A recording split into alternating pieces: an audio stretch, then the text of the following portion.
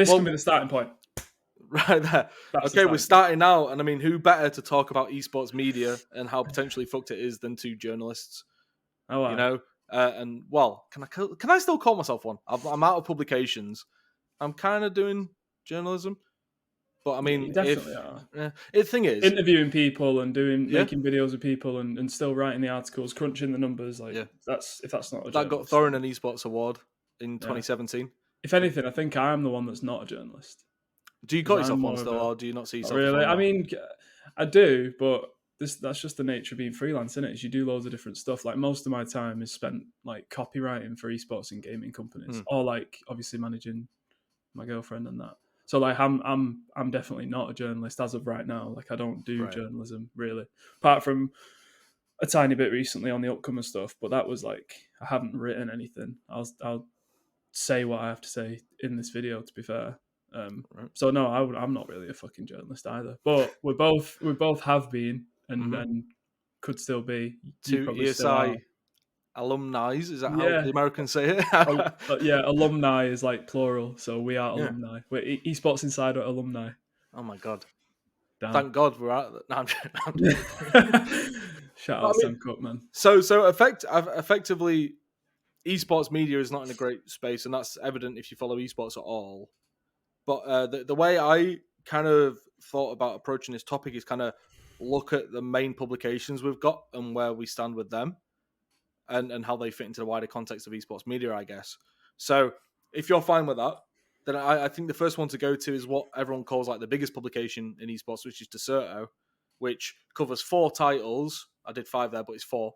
5 if you include Warzone, I suppose. But they have 2 full-time esports employees. They have people who muck in occasionally, but that is literally it. So I'd say the ratio from gaming and influencers to esports is probably like 85% not esports and 15% esports.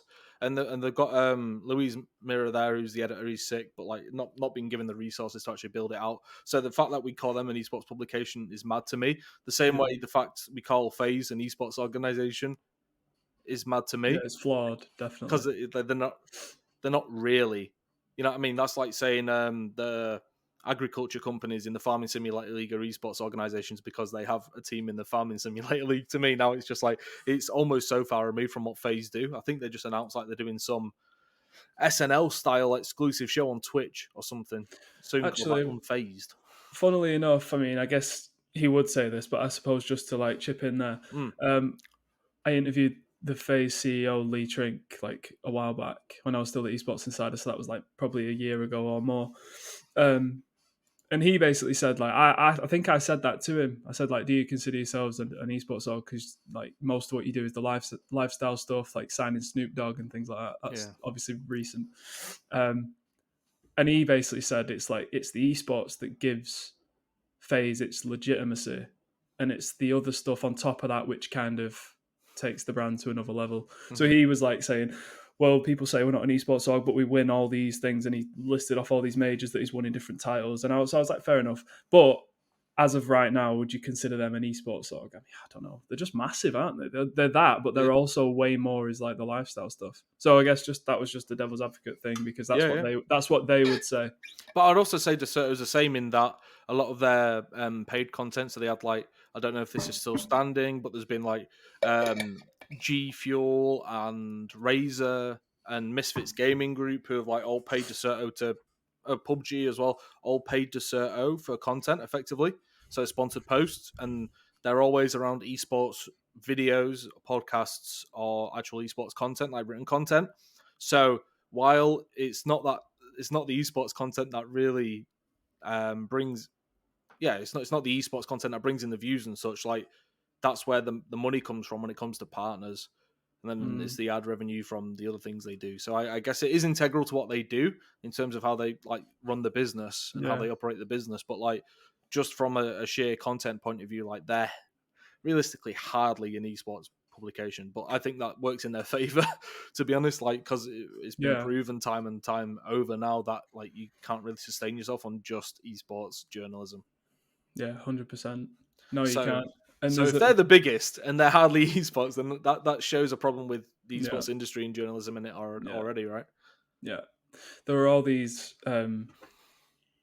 You have to find kind of novel, or not necessarily always novel, but you have to find ways to monetize an esports publication. And I feel like every publication has this moment where they realize, like, oh shit, we're not earning any money, so we need to do something. And like you said, a lot of outlets, or a lot of people probably don't know this, I guess, but like outlets do receive payment for like favorable stuff, and most of the time it's kept above board. Like, for example, a betting company will pay, Esports Insider. I don't want to shit on Esports Insider where we both used to work. Like, love everyone that works there and stuff, but like, and this is all above board. They have this in the articles and stuff, but like Now they do. now they do, yeah. They have like paid. They have clients that basically pay for pieces and pay for like obviously to be on the podcast and things like that. And without that, it's like the whole thing wouldn't function. Like the outlet itself, the news side of that company wouldn't function. And like you said, it's the same at Dexerto.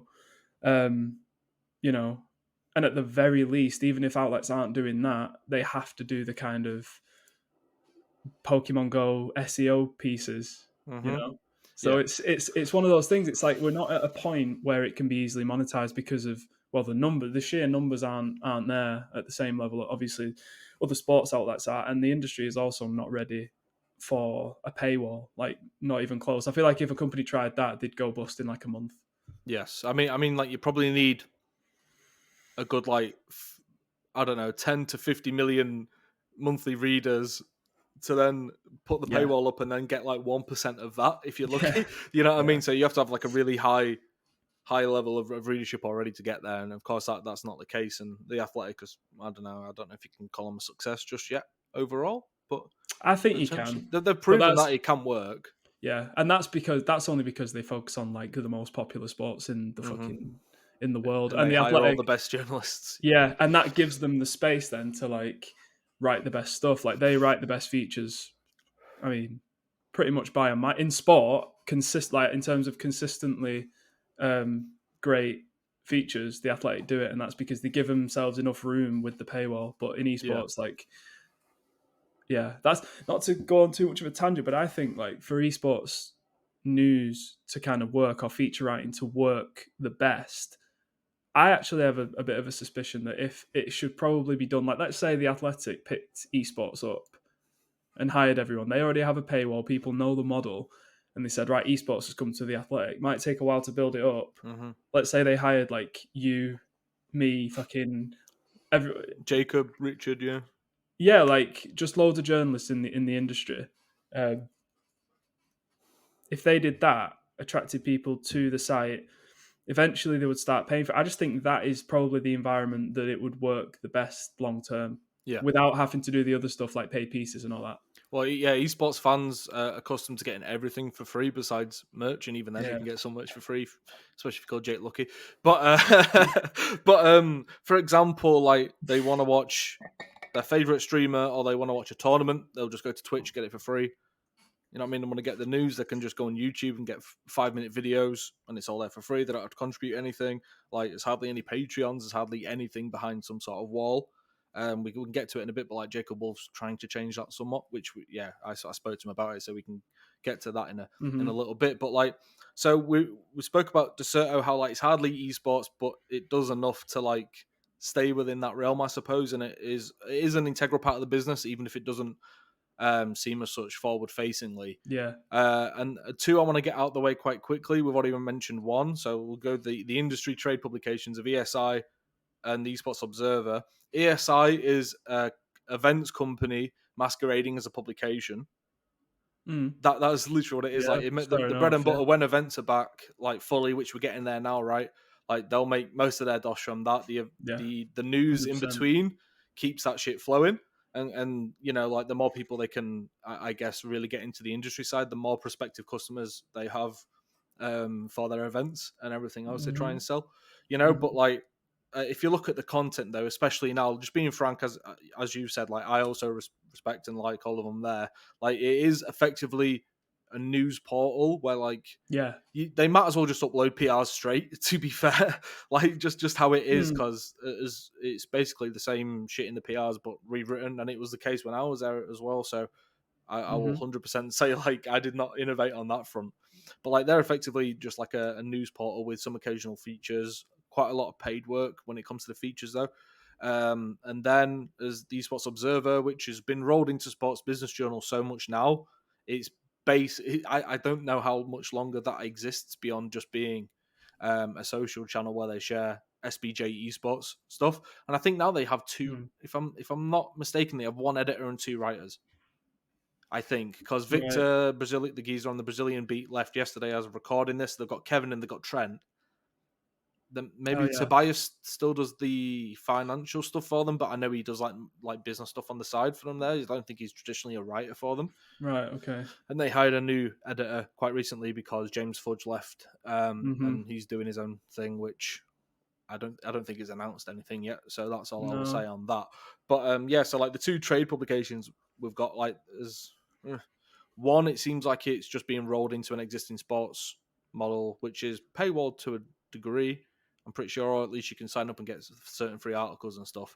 So it's And the not other great on the one, industry side, you know. yeah, And yeah. I was gonna the other say one, there's just not really on. much going on, like in terms of Yeah, innovation. it's like you said, it's literally that's the best way to put it. Is it's mostly like, don't get me wrong, some of the features like Jake Nordland, who's the features editor Yeah, now, yeah, that was he's my old doing all job. right stuff. Yeah, He's good. Like he writes some good stuff. A few of them do, but like you said, a lot of it's paid and a lot of it is most of it is just news. So it's very much a daily news. Like you go there to see sponsorships and it's different handy. hires It's and handy who's to run down the left. titles and maybe 100%. click Yeah. into one to see if you can get any more out of it. But a lot of the Yeah. time, I'll just go on once a day, check the headlines to see if I've missed anything, and then I bounce. Like just being completely honest, I used to bloody work Hmm. there, so you'd think I'd be more interested. But that's just how it is on No. that Yeah. front. It's fair enough. Yeah. And outside of that, we've got Dot Esports. I find it genuinely pretty hard to like come up with complaints and huge critiques about them. I think they're Agreed. relatively drama free. They lost Jacob Wolf like the beginning of this year, like late last year, for reasons which are not great from what I hear, really. But I don't know if that's an anomaly or not. You know, like the parent company of them Gamers is going on an acquisition spree, and basically, from what I see on LinkedIn and stuff, bragging about how much our audience is growing. But it's like, well, yeah, you're acquiring successful websites, it is going to grow. But are Hmm. now looking at like the top line of the company as a whole and saying like the Right. company's successful and is sort of profitable just because Mm. the combining it all is how it seems to me. So even if Dot's not profitable, is part of a larger thing that seemingly is, you know, Yeah. from what I can see at least. So I can't really complain about them too much. They do the SEO stuff somewhat. They'll be like best COD classes and Mm. stuff, but like that's just par for the course, right? Yeah. I think Upcomer actually did. We'll get into Upcomer. Obviously, they actually did what I'm about to say quite well. But Dot are very good at. I feel like there's a place for just the regular like match and event roundups. Like Dot, if you Google like you missed the LEC final 10 minutes ago, Google you want to Google what the score is. Like the first article you'll see about like the outcome of the game, if you're interested in that stuff, is will like invariably be a Dot piece. So like on that front, they smash it. And like I used to freelance for them and always had a decent experience. Like Kevin, who's now he's like VP of content or something Mm-hmm. like that at Gamers. So like gone way further up. He's really good. He's like one of the best editors I've worked with anywhere, but Mm-hmm. especially in esports. So yeah, I agree. They're not really doing much wrong. But then, like, I suppose we'll get into this as well, not to fucking spread us too thin, but like freelancer rates just aren't there. And that includes esports. Like just Yes, from my own personal experience, that and mine. includes everywhere. You know what I mean? So it also includes them. Don't they don't pay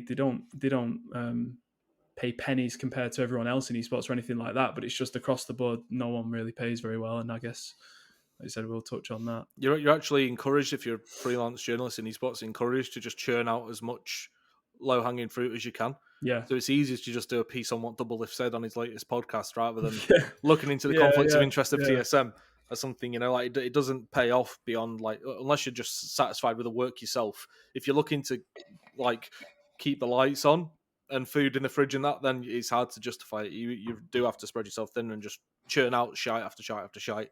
That was like my first year and a half in esports. Was just like I probably wrote the most articles in the whole industry during that time, like legitimately, because I was doing like 60 odd a month for ESI. I was weekend God. editor at Cybersport, which was owned by the company that owns Virtus Pro.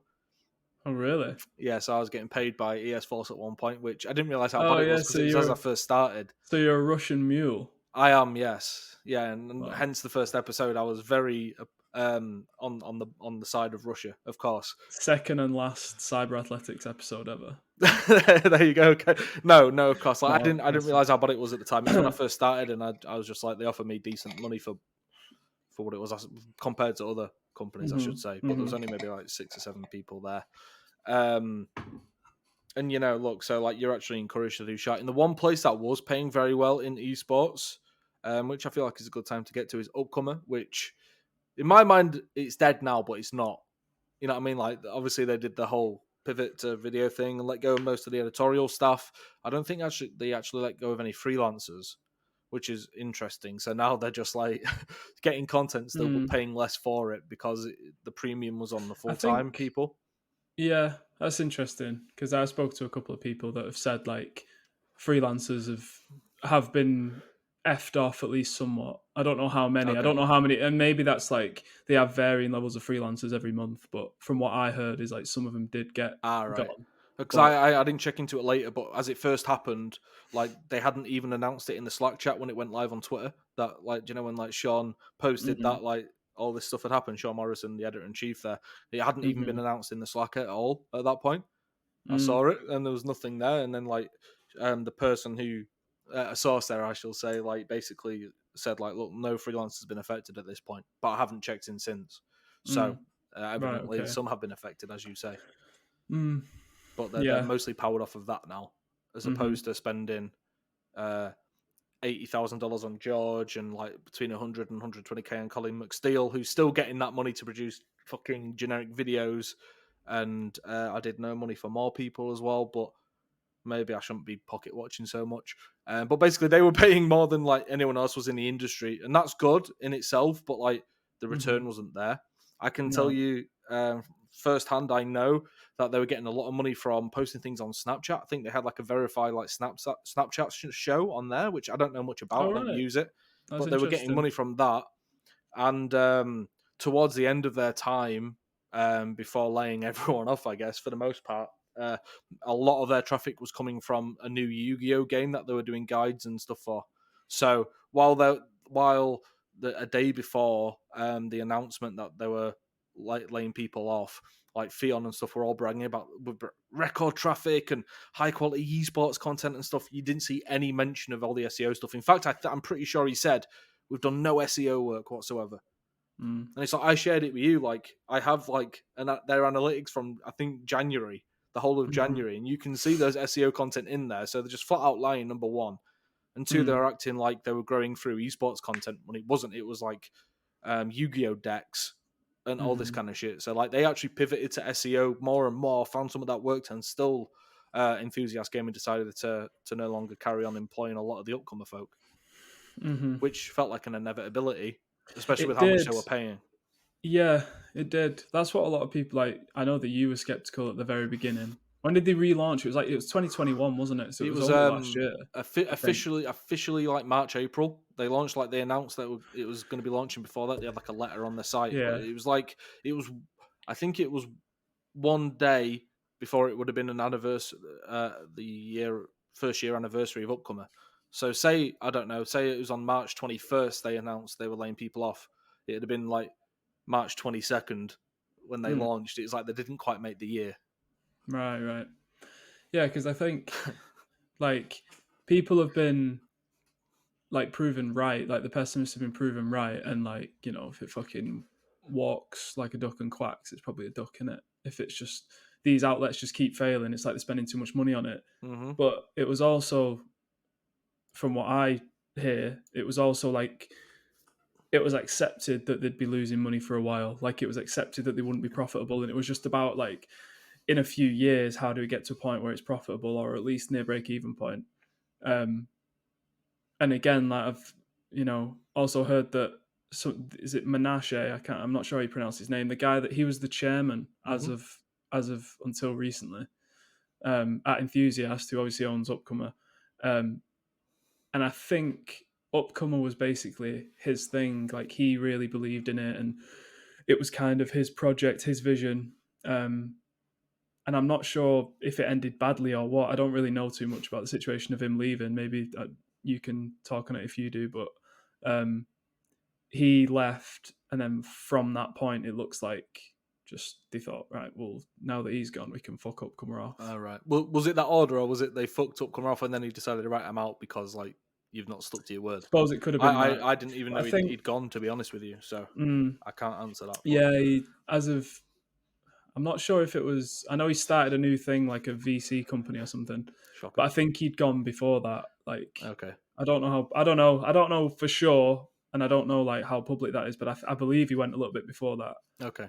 Not Um, long before they had to announce their 2021 performance, which they lost like mm, $40 million. You know. well, that's another thing. Is I was also thinking maybe they said fuck off to Upcomer because the end of year results are coming out and they want to say to shareholders like, yeah, this thing that's lost us about fucking 10 mil or whatever it was. I don't know if it's 10 mil. This thing Yeah. that's lost us all Yeah. the money, we've got rid of that now. So don't worry. Like, you know what I mean? Just shareholders will always, like, for better or worse, this isn't a good thing. Shareholders will always be more important than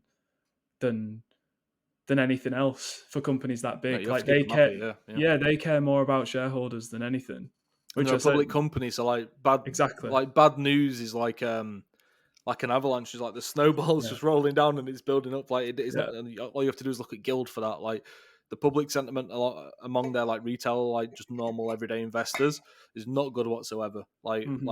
their executive chairman left and Danny Lopez left. He was like director of brand, and then they went quiet for a while. They never Mm, announced this big £3.6 million deal that they had, and they stayed yeah. quiet, and it didn't go well. So like they did an interview with me, announced a new partner, built it up a little bit, but like it still don't feel the same. And like I think like the general sentiment towards them is it's like, yeah, don't go near them.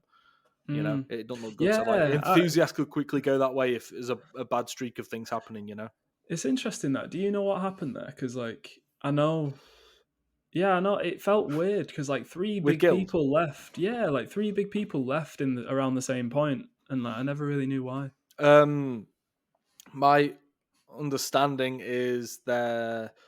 Do you know in movies like when someone gets cast and then they don't end up filming the film and someone else gets brought in? It's like they'll say creative Mm, differences just to like cover up anything.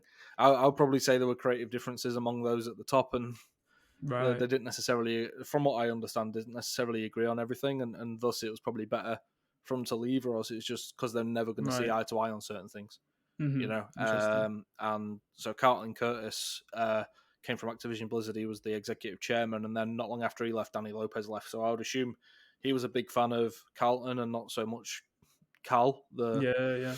the Possibly. CEO. I would assume on that front. I don't know that for sure, but that's certainly how it looks, you know. And then Hmm. things didn't. I haven't been going too great from there. I think they actually lost social followers over the last year as well as however much money it was. I can't remember now. I was the first to the story, and I can't remember it. A few a few £1 million anyway. They lost, right? Mm. Yeah, yeah. Yeah, and barely any Beckham videos come out in the past year. Like they had the partnership fuckery and all that kind of stuff. It just hasn't been a great year for Guild as a whole, I'd say. But look, they can't really go much lower. So Mm. sky's the limit for them now, I suppose. Building back, but Yeah. so I guess like with Upcomer, you say like as you say, I was an early critic, and that was actually because two things. Yes, I heard how much some of them were getting paid. I was like, that's not sustainable. Like they are not going to bring that Yeah. money back. Yeah. And they knew that, and hence why like George left because he knew Upcomer was going to go to shit. Like he went to Dot, and he was speaking to Deserto, and I guess he was speaking to any publication that was interested, right? Which would be most of them right As you about do. now. Mm. But also because Upcomer existed before, owned by someone else. Kevin hit as the editor, and they fucked over writers. A lot of the writers that got let go this time around, they fucked over them like royally. Mm. And Kevin will say it was the people above him making decisions and fucking them over, but he was the one who had to carry them out, and he didn't leave. Mm. So for me, it shows that he's kind of fine with it as long as he's getting paid for it. But also, like he combated it at the time and said nothing was wrong, and that's how me and him started beefing. Like we're good now, but like it was because of this original Upcomer. And then Enthusiast bought the brand. I'm like, why are you bringing back a brand that's just got only negative bullshit attached to it? It's got the worst sentiment Yeah. around it ever. Let's bring that back and let's build back better. You know what I mean? That's some American political slogan. I don't know who from. Build back better. Is that Build Biden? back better. That might be UK. That might be Oh, is it Boris. UK? Oh shit! I Build knew it back was some better. I political don't know thing, actually. but It might be Biden actually. It might be that Biden. is not political endorsement or propaganda from me in any way. It was just what came to mind, But yeah, it's just funny how they decided to bring back bring back that. I've too many B's coming out now. Bringing that back made no sense to me from the beginning, and then paying way too much. I'm like, yeah, this isn't going to go well, and we just see it over and over, Yeah, and the same, very similar thing, I suppose, with ESPN, with a lot of the same people as well. Yeah, well, ESPN so they tried pivoting to video, but kept the writers doing the video stuff. So they got their really good writers like Emily and Fiona. I won't say really good, but and Wolf as well, and get them to do video. But then Jacob's okay, and people like Emily on the LCS broadcast. But I never really the videos weren't engaging for me. I don't know. I'm not the most charismatic on video, but Jesus Christ, it was fucking awkward a lot of the time with them. You know what I mean? And they're natively writers as opposed to presenters. Yes, and that was part of the issue for me. It's if you're gonna do video, at least get your ESPN for fuck's sake. Get ESPN level presenters and pundits and stuff. So that's when you knew the writing was on the wall. It's whenever they go to video, it's okay, shit's about to go down here, right? That seems to be the trend. Mm-hmm. And another publication, we will get to Esports GG, the latest fuck around that's going on, because I have some information on that. But first, GG Recon, that always gets left out of the conversation for some reason. Now, I'm good friends with the editor-in-chief, but I'm going to say they literally never get brought up in an esports media conversation, and that does not look good on them. I think their Twitter at is GG Recon Esports, and most of their content now and where their strengths lie in guides, and they would even admit that as well. So they're very much pivoted from esports and gamesy socially content to more guides. I don't know, they should do guides on how to get more charisma and how to get a girlfriend and stuff for a lot of gamers, to be honest. But instead, it's just how to level your sword up in Elden Ring or some shit, Yeah. Nothing to do with esports, but look, they always get left out. So I thought I wanted to bring them into the fold so they feel loved and appreciated a bit. That's nice of you. Yeah, if for once, it's the first nice thing I've done in years, mate. That and then Esports GG. So they on April 1st announced that they were taking a break or pressing the pause button or whatever, and my boss at Hitmarker responded with the stop emoji. So instead of pressing pause, you should just stop. And that was quite entertaining for me. I was like, okay, I found the right place to work if he's that savage. But what's your take on everything there? I guess you can. I don't really know if I've got one, to be honest, mate. Okay. Esports GG. So obviously they were stealing TikTok content, right? Oh right. Okay. Got caught. Did you not see this stuff? No, I don't think. Oh shit! Oh, here we go. Go on, fill me in. Adam Fitch to the fucking save. I can be the audience in this. This scenario. You can just tell me as Esports GG publication backed by Adam Apicella, Sundance. I'm pretty sure Rishi, head of Twitter Gaming or whatever. So notable people. In November, I think it's an editor for Ludwig, if I'm not mistaken, content creator Ludwig, called out Esports GG for taking their content and just putting via in the caption, not putting any sort of credit on the actual videos and stuff, right? Got called out then, nothing really came of it. And then I think it was early-ish in March, that took off for some reason. I can't remember why. Maybe he retweeted it or Ludwig retweeted it or something like that. This all happened when I was asleep, so I missed little bits of it. And then a chat log leaks, and it's Gillian Lynn Scott calls themselves, I will use the right pronouns and stuff here, I'll be very conscious of that, Kendricks, calls themselves Kendricks, was the chief marketing officer at Women in Games, one of the Women in Games things, and also the head of digital at Esports GG, so overseeing that stuff. Chat log leaked, basically said yeah, we're not going to do anything about that complaint. He's a fucking nobody. Just leave it. He's a fucking nobody. We're not going to remove them. So basically saying yeah, that person's called us out. We know we're in the wrong, but they're not big, so let's just fuck them off. That got leaked. They went private with their account. Christian Bishop, the founder, went private on his Twitter account as well, after apologising a little bit. but that's about it, you know. And then Mhm. it just went, I think they removed the content and then kind of went dark. And then, as I say, on April 1st, they announced that they were pausing the website and or at least the socials and rethinking stuff. And I've spoken to somebody there, and I can confirm the website is not dying; it will come back, but they are just addressing how they do things. It seems a couple of people have gone, but not necessarily on the editorial side, more on like the socially kind of community side. Mhm. You know, so they're not dead yet. But if I'm placing a bet on which website's gonna come crashing down in the next like 6 to 9 months, or let's say 9 to 12 months, it's going to be Esports GG, just because that's just how esports works. It's cyclical, and I was just gonna they're say, next in line for that, right? Do you agree? yeah. Well, yeah, it sounds just listening to that, it sounds like fuck me. Stay away. Do not touch esports media with a 10-foot fucking barge pole. Yes. Like, what? Yeah. Why would you? Honestly, that's my thought about it. Like, why would you? As a company, I get it. It's like you want to build the brand. Let's say you build the fucking the best, the ESPN of esports. That's what. Isn't that what Upcomer said? Or they might have said. Along those lines, mate. Or Yeah, they maybe that. said they were Maybe. like, Oh no, the Athletic. I think that's what I heard once. The Athletic of esports. Like they oh wanted to right, kind of capture everything. Which I like. Okay, cool idea. But in order to do that, you're going to be hemorrhaging money for oh yes, what, a decade? That's being fucking kind. I'd say Unless so. you do all these other things like the SEO stuff, loads of Daily Mail style ads just popping up in your face, Hmm. like paid pieces. Like honestly, what Go my pure perspective on it, tabloid. yeah, literally, that's the only way you can do it. So I just think like fucking stay away from that shit. Like Hmm. maybe the best thing to do is to just fund these like. But then what's the benefit of that? I was going to say maybe you could fund the title specific outlets, like Siege GG, HLTV, Hmm. like they seem to do the best because people only give a shit about their esport mostly. You know what I mean? Yeah, So I it's feel like like, you don't have to be a jack of all trades, and you could just be the master of what you're yeah, doing, right? yeah, So like you like can also build out better resources there. So like for HLTV have the rankings, which is synonymous with CS:GO, right? And also yeah, they have all the exactly. bookies that want to sponsor their stuff because they have odds on there, and that like that focus, the constraint has allowed them to be like really thorough with what they do. Yeah, exactly. I agree with you. And like, who is it? Somebody either acquired or already owned Siege.gg, which is Gfinity basically acquired them.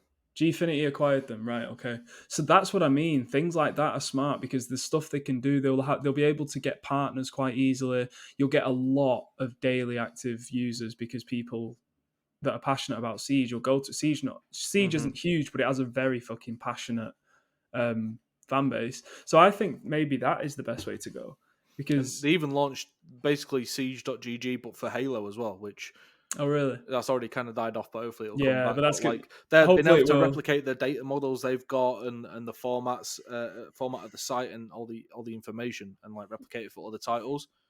So who Mhm. knows? Maybe they can keep going. And of course, there's Breaking Yeah. Point.gg for Call of Duty as well, which is basically trying to be HLTV for Call of Duty with like Mhm. tactical rab involved and stuff, right? Yeah, So yeah. Breaking Point. Yeah. I forget Yeah. about them sometimes, unfortunately. Yeah. Me too. To be But fair, that's but because it's COD in yeah, it. COD comes and goes in my. I do So actually really like COD esports, but that kind of comes and goes in my hmm. mind. So I agree with you, like about the niche, like title specific websites seem to make a bit more sense. Mm. There's no evidence to the contrary right now. You know what I mean? Like Better Collective came in and dropped the bag for HLTV, Mm. and that shows how valuable they can be, even though that is on the betting side, which is not as accepted in esports generally just yet as it is in say sports, like the whole gambling stuff, like more mature sponsors and that.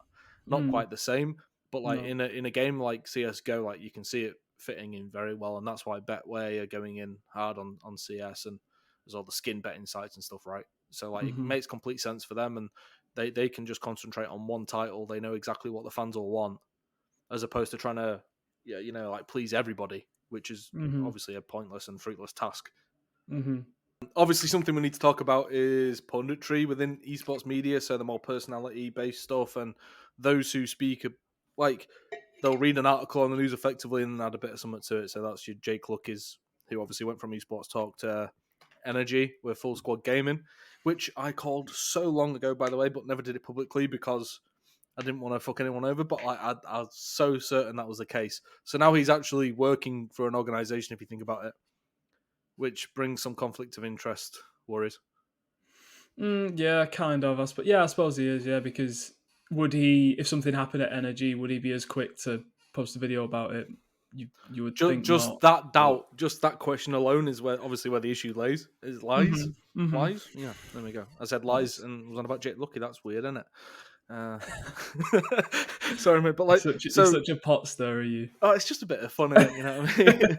But so we were discussing this a little bit before, and we stand in different spots on this, generally speaking, where I think he's not quite a net negative for the industry, but I don't think he's a good representative at the tippy top of esports punditry and the whole personality, news based personality stuff. Whereas I don't think you see him as harmful like I do. No, not really. I think with the gossipy type stuff, because that's what it is. Like I said before, it's not for me. Like I don't watch his videos, but like I quite like him. He seems charismatic enough. Like he seems like a decent enough person to me. But I know you even disagree with that, maybe. At times. So I don't know, man. I think what I was gonna say was with the gossipy stuff. Like every now and again, they're gonna touch on a topic without really doing it justice, and like make a video that they just shouldn't make, or they're gonna represent somebody, or maybe make a video so quick that they haven't checked stuff, and then it puts somebody in a bad light, and then So I think there's flaws with the gossip type stuff, but you think he's basically like, because it's his personality based, like his audience don't care about the news necessarily. They just care about him and they follow him. Yeah, his core audience for sure. Obviously, Um, there'll be a lot of people that do care about the subject, but mm, there's a core sector exactly. there Yeah. which are all about. Oh my god, he says water and car for water and coffee or something like that, and that's so cool. Oh my god, Yeah. what the So like fuck? he has that, but I guess like on a broad enough scale, I just see him as a guy that's like he's passionate enough about the gaming influencer esports Mm-hmm. sphere. He's passionate enough. I think he genuinely is, and like he doesn't want to make too many enemies, and he's just making videos just as like a talk show host. That's what I said to you earlier. Is like he's a talk show host as opposed to an investigative journalist, and I think There's room for for both. there is room for both, yeah. And I guess as long as he's not claiming to be an investigative journalist and then doing all this other stuff, Yeah. I honestly don't have a problem with it. And he seems, like I said, mate, he seems like a decent enough guy. If you asked me a year ago, I'd have said I'd gone for a drink with him. So Mm-hmm. I guess on a personal level, I think he seemed all right. I don't think he's got a Yeah. malicious bone in his body per se. I don't think it's that. I just think I don't think he's responsible with heavy topics. Mm-hmm. I can't see him being that way. And we discussed this a little bit before, and we don't have to get to it much. But he did this whole thing recently where there was a Warzone player being accused of hacking or cheating. So they went over to wherever his offices are based, LA, and he got some scam artist of a polygraph tester, which is dubious in itself. Is polygraph testing, for fuck's sake, some Jerry Springer shit. And actually got nowhere with it. The chat called it out. He didn't even do his research beforehand. Realised then that the geezer was absolutely shambolic, and then just ended the stream out of nowhere. Didn't really take much accountability. He had Hunter Grooms, who tried to get me fired from Hitmarker over a tweet.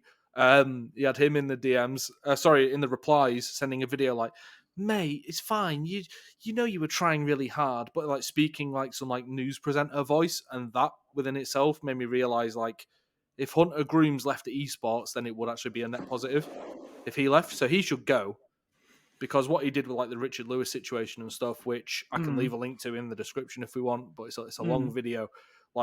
That video and the process they go through or don't go through, even when it comes to making videos, is what makes Yeah. me think there's a lot of times where I can't trust them. And It can be problematic. yes, and if these people get to a point where they're seen as just a deliverer of truth, no matter what, they can bend things to their will. And these 13, 14, I don't know, maybe even some immature 20-year-olds or whatever, will watch that and think, oh, this is the case. And I'm just that's a lot of power to wield for someone who's not living up to a certain moral code that you do as a real journalist, you know? I hear what you're saying. I think you've been really fair, to be honest, there, mate. Yeah. I think. I'm not trying to attack the bloke, and it's not necessarily just him, as I say, as Hunter Grooms, and other people try it, Tactical Rab does it for COD. You know what I mean? He's the world's quickest speaker. I don't know how the fuck he does it. Yeah, I He love doesn't Rob, by the breathe way. for He's 10 fucking minutes. yeah, he really doesn't, man. I don't know how he does that. He just goes and goes and goes. It's like His years of repetition, like he got to the point where like there's almost he's a like a beast. script in his head for like the first 3 minutes, even though he just like plugs and Yeah, plays like all the stuff, and and yeah, yeah. he makes his thumbnails in Microsoft Word. Does he Did you really? know that? They are the No, I worst did not thumbnails of all know that. time. They're attractive and they work for him, but he legit Yeah. just makes them in Word. Yeah, I'm In not a Microsoft massive fan Word. of his interface, but I fucking love Rob, man. He's another one of those people. Like he just graphs and loves COD. Like Mm. it's fucking Well, fair he had play. like an opportunity to like work at Intel. I think he was doing like an internship or apprenticeship there or something, or like a Mm, placement there for uni. And instead of taking like the safe, like probably really well paying job, like when he graduated, I'm pretty sure that's the case. He had said, okay, let's go full time esports then, specifically COD esports, and does the breaking good for point him, stuff man. to try and help the community and that. So people like him, I'm like, yeah, I've got nothing really against him, Hmm. But again, like he could put his own agenda into videos, but I've not seen one video Yeah. where he does that. He literally just seems to read out tweets, and like that's that's harmless for me. You know what I mean? It's like, oh hi guys, we've got a really bad one here for you today. Crimsix called Zoomer a cunt, like, and that and that's about it. It's Yeah. like, okay, yeah, that's fine. Like it's hardly news, but it's news for the new Mm. age, right? So Hmm. as I say, Yeah. not and Yeah. I have like inherent problems with the role, I guess, of like I don't know if I can call him a reporter, but like as you say, like a presenter almost. Just like, in fact, I could say he's a professional shit stirrer. I think that's what that job is in a sense, right? Because Yeah, you pick and basically, choose what yeah. you highlight, and if you've got a big audience, then you can make a problem out of nothing. Hmm. You know what I Mate, mean? that's it. So Just like Keemstar, by the way. That's what I was going to say about this Jake Lucky stuff. Like yeah, what he's done in response to this Jake Lucky I show speed shit has been so much fucking worse than anything Jake Lucky did. Like Jake 100% should have checked that the video wasn't. I mean, the video was still obviously wrong, but he should have checked it wasn't old. You know what I mean? You at least do that much. Like he's probably already received backlash for it, not at this level, but he probably already has that I show speed guy. mm-hmm. So he should have checked that.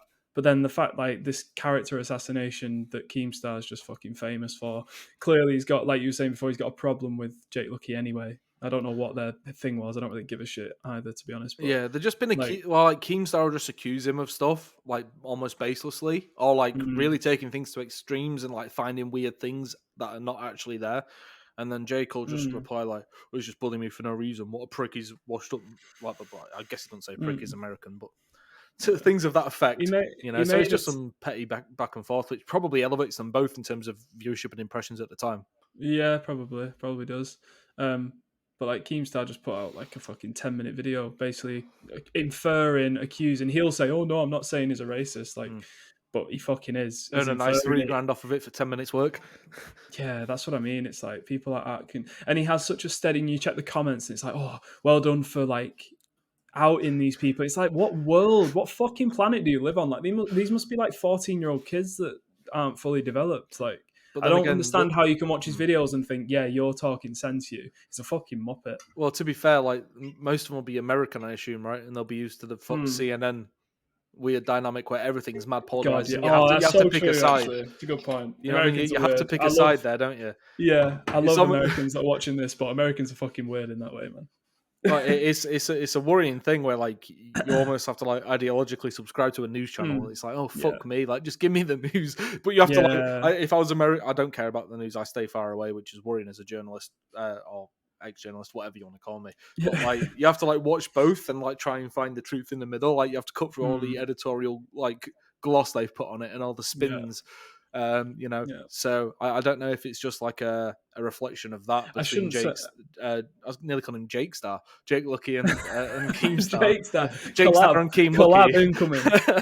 Unreal. I shouldn't say Americans are weird, by the way. I should clarify that. Oh, they are. America I'll say is Americans are weird. weird. Okay, America is weird. I'd say Well, that. they are The mad news weird though. stuff You is go. weird. When I went to America and I was speaking to American people, the first thing the through line They're between them all different. was they're fucking weird. They're definitely different to people from Exactly. So Britain. like we would call them 100%. weird, like, but they'll also think we're Yeah, weird. You know what I yeah. mean? Like they laugh at Fucking like Kevin tea Hart. drinking. You know what I mean? Yeah, That's like us laughing at Michael McIntyre or something. It's just like, nah, we're yeah, not going to be doing that shit. We're better out here. yeah. Just a bit Unreal. of casual nation versus nation there, um, which is Unreal. clearly not fair. We are Whatsoever. speaking of polarization. We're Yes. polarizing our audience right now. That's good. We'll get hate comments and love comments. True. That's what we want, and it we want to stir the pot. Yeah, exactly. So like every intro from now on, we have to like call out a certain stance. That's very. It's probably not even reasonable to call out, but like just to farm the hate and the like, depending on where they stand. Yeah. If we Mm-hmm. get like if our audience goes more US than UK, especially, we'll Mm-hmm. do that. Or maybe Yeah. I could be like an Alex Jones type, and you can represent someone on the other side. Oh yeah. I'm happy to get into esports conspiracy theories and Oh yeah. how simple's a I think we lizard and should. or a I think gay we frog should. or whatever he says. I don't, Tony the sort of. Frog's game. Yeah. But I mean, Alex Jones is a mad one. so would you agree that publications, for the most part, obviously a gross generalization and is thus not applicable everywhere, but like across the internet, publications, there's a big reliance on ad revenue from pages, and thus they have to put out and absolutely farm out of SEO content, Mm-hmm. right? And that's Yeah. somewhat the case in 100%. esports, definitely the case just across the board in media for the most part, besides a few outliers. So part of like the esports media problem is a online media problem as a whole in terms of monetization methods. Would you say? Oh, 100%, mate. Yeah, it's a big problem. That's probably the problem. Is because it would be nice to have a world where you've got the likes of ESPN chucking money at esports for years and producing like really just. I'd love to read more esports features. Like I remember reading one, and it wasn't even optimistic about esports. It was basically saying is esports like a bubble, and it was written by, do you know Cecilia Yes. D'Anastasio, I think her name is. She's Yeah. at Bloomberg now, I think.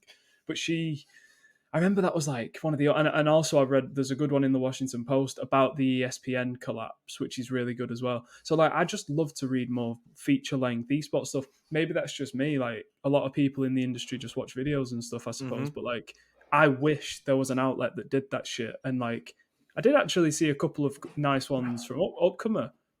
And I Bloody suppose you hell. would because they had some okay like writers and stuff. Yeah. Yeah. But it's just not like, is it going to happen? I don't know. This is what I suppose. Just one thing I did want to touch on. Like, I Mm-hmm. won't get into this massively because I might even do my own video on this because I don't want to waste too much time here because I don't know how relevant it is. But like, as a freelancer, there are ways for you to earn more money than I have to write a 1,000 word article for like fucking $15 or $20 or something. Like, there are other ways to earn money. So what I did, I guess, is like I worked at Esports Insider as a full timer, but I did other stuff besides being an editor. Like I was managed some of the client accounts and things like that. But like from there, went freelance, and mate, if you compare what you can earn as a copywriter working in esports and gaming, compare that to writing the daily like shitty articles that you have to write just to earn a living in esports. Like the amount you can earn, the difference per word or per hour is fucking unbelievable. So if you know esports and you know you're good as a writer, let's just stick with writing Mm. for now. You know esports, you know gaming, and you know that you're good at it. You can just kind of target your resources towards like orgs and towards leagues and towards companies that just sponsors that operate in the space and want to get involved, and just pitch yourself as a copywriter and as someone that can help them with websites, help them with content strategy. Like if you're in a position where you can re-angle yourself, like I said, it's best to, like for me it was best to do it freelance. Go that route instead of the daily like articles like, oh, I earn nothing as a writer. Like, Mm-hmm. you know, you can earn a lot more money. And so I think it's worth just thinking about how you can reorient what you do to earn more, you Interesting. know? I'm struggling with the kind of process, but moving from a journalist mindset to like a content mindset, which is I'm head of content at Hitmarker, right? So I have to do videos. Mm, I'm video starting next Tuesday as of recording this. Newsletter starting a week today as of recording this. More articles in the works and stuff, right? Like having to change my mindset from like mm, one story at once for the most part. That's how I worked. I'm really looking into this company into like actual strategy behind content. I was like, that wasn't my responsibility at publications per se. Like I put the content together, they work out how to push it out. Like if they're going to feature it on the front page and if they push it on certain platforms. mm-hmm. So like I am like finding that quite a troublesome dynamic to change because it's been 4 Mm, years of one thing or four and yeah, a half years of one thing and changing yeah, it. But I do see the understandably. more I get more into the content strategy side, the more I can see what you're saying makes a lot of sense. Yeah, it opens things up definitely because then, like I said, you can go for orgs, you can go for fucking leagues, individual content creators. Like there's Mm. loads you can do. Yeah, So I because like suppose, yeah, when I announced I was leaving Desert and didn't announce what I was doing next, people thought I was just unemployed. So like mm, one of the biggest British, well, I hate saying British, like English, they are English. They're in London. One of those mm, organisations there reached out about me doing their content and stuff, right, which you know about. mm-hmm. Yeah, I do. Which if I was doing freelance stuff, then yeah, I'd have maybe been somewhat interested, but it was a lot. Was a Like lot. Yeah, with a full time gig as well. But like, yeah, so that opened my eyes. I was like, oh shit, like they're you can interested, do and I this. haven't Yeah, actually done that kind of stuff before, So like, yeah, that pivot maybe isn't as far fetched as it seems, you no. know. And one thing I was thinking of when we said we'd speak about this topic is like the theory of consolidation. Part of me thinks that would help Mm, if there were 2 or 3 websites and thus there were not as many places to go to. Viewership would be better at those places, right? mm-hmm. And there'd be better work because journalists would be less spread across good websites and stuff. But then you're placing a lot of power and control in the hands of just a few people. And if those people are not the right people, then there's no guarantee it's going to go well or be done correctly anyway. So Mm, I'm not even sure like that would be that beneficial. Like if you could choose like, okay, well I've Richard Lewis like editor in chief at one of these websites, I'd trust it like stuff will be done correctly. mm-hmm. But if you've got here's a random executive, like you Yeah, know what I mean, yeah, like we're just yeah, going to put him yeah, in charge of this, I'd be yeah, like, shit, yeah, it's not going to go too well. I think like the people you have yeah. at the top at these websites are obviously huge, and we haven't got many people with the decade plus experience you maybe need in esports media to understand the pitfalls of it Yeah, and stuff. You know. yeah. That consolidation point is interesting. I feel like gamers who own Dot could have a good go at that. Well, they're buying everything up in gaming right now, so maybe Mm, they'll esports GG will go for cheap at some point when they inevitably fail. yeah, I believe so. Apicello, please do not beat me up. I know you can, so please don't if you watch this. Like yeah, who knows? Maybe they will snap up a couple of the smaller ones we've got because Upcomer rolled up yeah, daily esports.gg into the Upcomer stuff, right? yeah, yeah, And they're yeah. probably some of the last remaining full timers there now editorially. Mm-hmm. And looking ahead, like so what as a journalist or former journalist, what do you think is a good path forward out while remaining in journalism? Like, do you think independence, like we see Jacob Wolf announcing? Obviously, he left Dot beginning of this year, and then recently Mm, announced the Jacob Wolf report. So he's partnered with Substack. So basically, they'll just give him some dosh to house his content there. yeah, yeah. And he's doing a mix of free and paid content. So Mm-hmm. there's three basically articles being sent out to inboxes a week, and one of them will be free, the other 2 will be paid. Yeah, Do yeah, you yeah. see that as a sustainable model? I see that as a sustainable model for Jacob Wolf. Yes, I see but it as a if like we went to go try and do it now, yeah. I mean, some people could probably give that a good go. Like, on it, I'm not.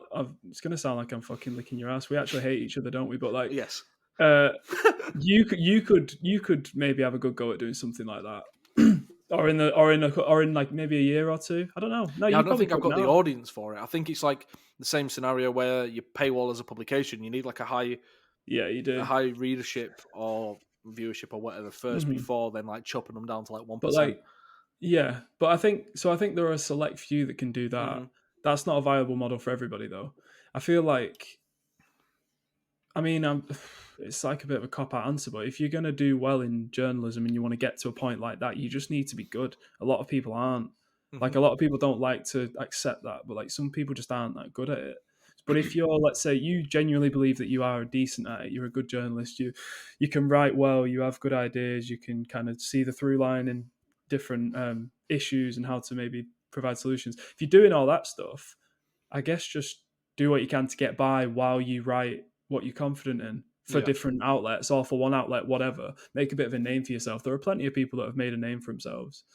Like some of them haven't done it in my opinion, the best way. Like, loads of online signaling and not so much substance. Whereas there are actually people that have been putting substantial stuff out. So I think Mm-hmm. if you're doing that, um, I guess just do what you can to get by, and eventually your reputation will build. You'll get a greater bargaining power, I suppose. Yeah. It's tough to say because, like you said, it's not. there aren't that many outlets that pay well. It's like if you're a politics journalist, you can go to like, and you're a good writer, you can go to like the Guardian, you can go to Financial Times, and literally about 50 other outlets like that are all top, like they're all really good. But you can't really do that in esports. So I guess it's just like bide your time, do what you can to earn money. Like if you're a freelancer, for example, this is what I would do. What I have done, I did the journalism stuff, and now I freelance for like orgs and for consultancies and for people like that, just on content. And that earns like you can earn so much more per hour and per word, like I said before, than you would be able to, working as a freelancer for Dot. And no offense to Dot, like it's everyone pays pretty poorly. Does that scratch the journalistic itch that you have? Well, Doing that? what I was going to say was if you're really keen on the journalistic stuff, could you maybe split your time? Do what you can to earn your money, whether it's a part-time job or you are a copywriter or something like that. Make an online portfolio, do that stuff to earn you the money.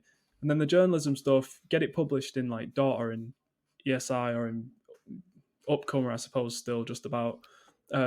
Like you're still getting paid a decent amount while you're doing your journalism stuff. So I think it's possible. Yeah, it's just I don't know. I guess where there's a will, there's a way in it. So when you said there's select few people that could go independent, I'm going to go through who I think could make it work.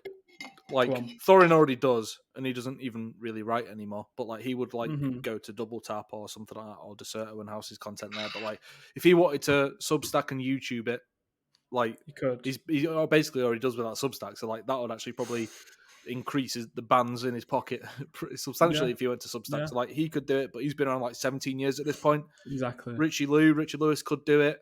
Obviously, he's editor at large at Deserto.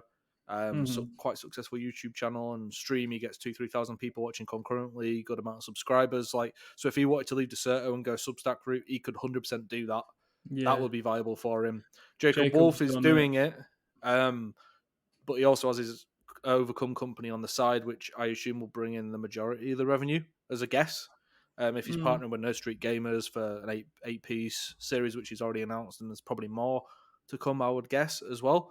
Like I would assume that's at least mitigating the risk. He's not putting all his eggs in one basket, at least, right? Which is basically what you were saying before, anyway, right? Yeah. George could maybe. George Geddes could maybe. Say, a lot of the people with like a decent personal brand, like George's Twitter pops off, man. Like, he's got so many followers and gets so many likes and stuff. He could do it just from the sheer fact that he's got people that follow him. But what I will say about that, and I DM'd him about this a couple months ago, or like a month ago, because he was getting hate on like the Valorant competitive Reddit for like some TSM stuff. I think he like tweeted out about TSM. I think you can be authoritative as a journalist, and obviously that's what you need. Like your authority and your reputation is fucking huge, and then you can be a shit poster and a memer and just taking the piss and posting falsities for lols on Twitter. But combining those two is gonna be some fuckery somewhere. You can't be authoritative and laid back and posting fake reports and saying, "Oh, Tarek's going to fucking TSM, haha, lol," when you're supposed to be the authority on this stuff. You know, like it's really weird to me. I think personally, and I messaged him this, like, do you want to be known more for your work or the things that you do on social media to get eyes on your work? And I think he's at the point now where he's maybe transitioning over from being seen mainly as a journalist with like some shit posts on the side to being a shit poster who also has some reports on the side and breaks news, because like he isn't the sole place to go for these stories anymore. Anyway, he's like Purist, and there's Bo, I think he's called, who had like the Wardell scoop recently, I think in Valorant. Halo of Thoughts, who's at Deserto. There are other people that are breaking Valorant stories now. So like he obviously, I'm guessing. He feels like he has to like differentiate himself in some way as well. So like, if other people are breaking news as well, what's special about me? Okay, I'll be friends with all the players and stuff, right? And I'll just put out shit memes and almost become like a community hub for Valorant esports as a whole. And I think it's very hard to mix that stuff. To be honest, I think you have to toe the line well. And I'm personally, obviously, I'm not a fan, so it is just what it is. I'm a peer. I don't see it working long term. I think he'll take some real hits to his credibility, and a lot of people will not believe what he says when it comes to reporting. It's true. If he keeps shit posting and memeing online to build up his following, you know, it's weighing up where your priorities are. I was going to say, it's about probably for him in that situation. He just needs to decide what it is that he's most passionate about and wants to do. It's like you said, if that's the worst case scenario, you're a journalist, you say something serious, people don't think you're being serious, or vice versa. You say something that's a joke that people take to be serious, like it sounds like happened with that thing that you just said. That's an issue, but that's just an issue for him and that individual. So that's like the perils of like brand building. That's the thing though. Like I think like Taylor Lorenz is getting a lot of shit for like mentioning her brand and all this kind of stuff, right? And you do, unfortunately, if you want to be big online as a journalist, have to have some sort of brand, unless you're just breaking everything, or like the stuff you break is so like it shakes the ground of the industry, and you're like, oh shit, what the fuck? Like the huge stories.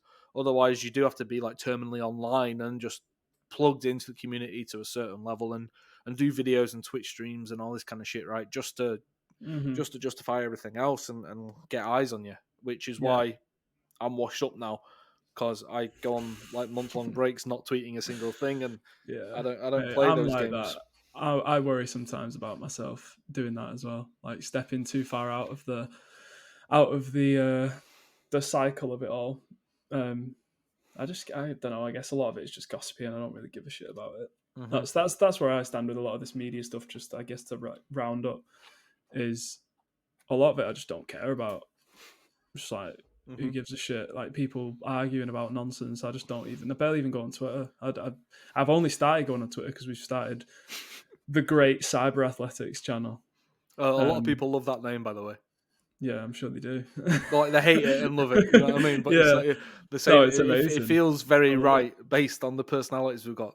Yeah, they love you, and I'm a fucking nuisance, and that's the same with the name, you know. So Well, so I think we've done well there. But yeah, Twitter's the way I look at it, you have to use it as an extension of your professional work.